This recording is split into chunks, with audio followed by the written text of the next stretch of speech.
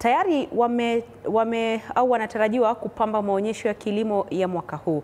Akizungumza na waandishi wa habari kuhusu utayari wa maonyesho hayo, Lawrence Matolo ambaye ni mwenyekiti wa maonyesho hayo ameeleza kwamba mwaka huu teknolojia ya kilimo kukabili mabadiliko ya tabia nchi itaangaziwa pakubwa, akitoa wito kwa wakulima na Wakenya kwa jumla kumiminika katika uwanja huo kwa wingi kujifunza mengi kuhusu kilimo na mbinu mpya za teknolojia ya kilimo ya kisasa.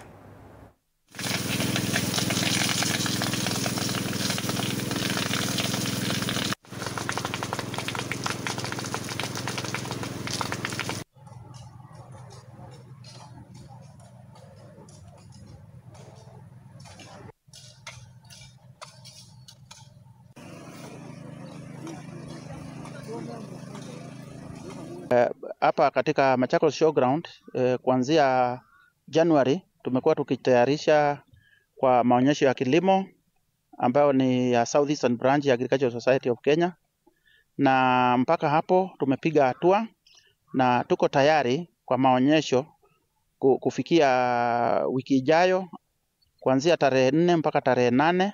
Tumepiga hatua zile zote milestones zenye huwa tunatumia kuhakikisha show imekuwa tayari vizuri.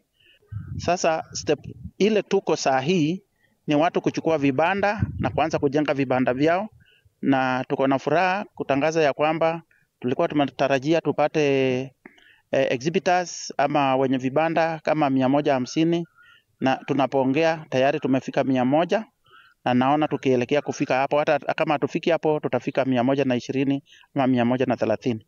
Pia kwa mwaka huu upande wa livestock tumepata ushirikishi wa wakulima, individual farmers. Tumeenda kwa wakulima tukaregister wanyama tukawachanja, na mkulima mmoja kati wao ni gavana wetu wa Excellency Wavinya Ndeti ambaye ndiye